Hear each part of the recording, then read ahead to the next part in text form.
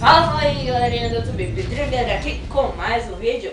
E galera, hoje eu estou indo em um evento de Monster Truck. Pra quem não sabe o que é isso, é aquelas caminhonetes que passam por cima de carros, vai ter corrida e tal. E eu tô indo em um evento desse em Paulínia. Espero que seja bem legal o evento. Vou gravar um pouquinho pra vocês lá, né? E se eu não achar nada de interessante no caminho, eu só volto no evento, certo? Então, até o evento. Bom galera, eu cheguei aqui na casa da minha avó e eu vou mostrar aqui pra vocês o meu setup. Esse daqui é o meu monitor, né, de tubo ainda, bem antigo. Esse daqui é o melhor PC do mundo, né, vocês viram aí no meu vídeo, o melhor PC do mundo. Duvido que alguém tenha um PC melhor. Esse daqui é o modem, aqui tem outro modem. Aqui é o teclado, meu mouse, meu tablet. Aqui tem, ó, uma Titan Z, duas Titan Z e três Titan Z. Por quê? Porque a gente é vida louca. A gente é vida louca. Aqui está meu fone que eu quebrei. E esse daqui é o meu microfone novo que... Eita, meu Deus do céu, caiu tudo. Tá, depois eu arrumo isso. Esse daqui é meu microfone, que vocês acham que vão estar aí, né, vendo os vídeos com esse microfone aqui. Então, esse é meu setup, né? E acho que agora sim a gente só volta no evento, né? Então, até o evento.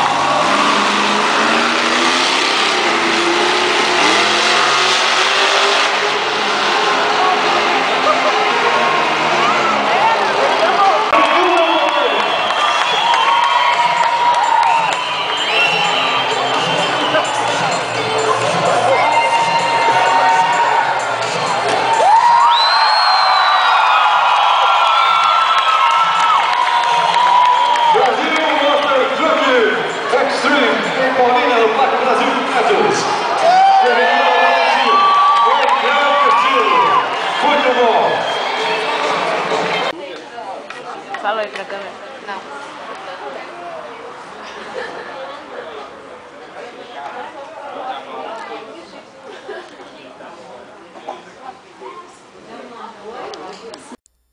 Bom, galera, se você gostou aí do vlog, foi um vlog um pouco diferente aí. Espero que vocês tenham gostado do evento, né? Se você gostou, não esqueça de dar o like, se inscrever no canal e comentar aí embaixo, né? O que vocês estão achando aí do canal, certo? Galera, obrigado, até o próximo vídeo e não se esqueçam do like. Valeu!